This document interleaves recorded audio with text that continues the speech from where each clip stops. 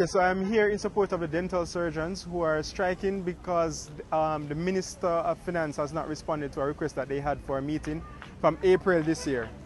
It's about their compensation package, and there are some issues with it, the offer that have been made out to them, and they want to discuss it further with the ministry. But the minister refused to respond to having a meeting with them from April this year. So they are now demonstrating to see if they could get the attention of the public and the minister to intervene so that they can come to some sort of agreement. It's unfortunate that it had to get to this point where they have to demonstrate, and you see this being repeated in many of the groups in healthcare, where they have to demonstrate first before any type of attention is given to them, and that is unfortunate.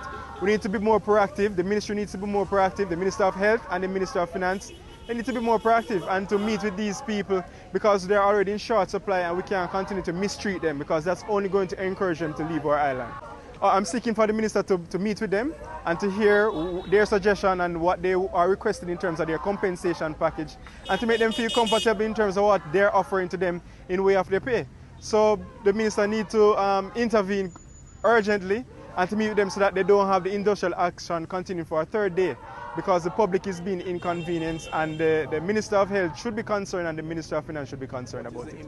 So what you find, all of your dental surgeons are here, so you won't have any dental surgeons now in the health system. So over the last, well, we're in the day 2 now of the industrial action, you won't have any of the dental surgeons offering any services right across the island, because they are here demonstrating. So I'm asking the minister to ensure that, and you have persons who need urgent surgeries to be done, and they are here now because of how badly they are being treated. So you can't blame the dental surgeon for striking, because they have families too. They have persons that they have responsibility for, and they have to take care of themselves. These are young people.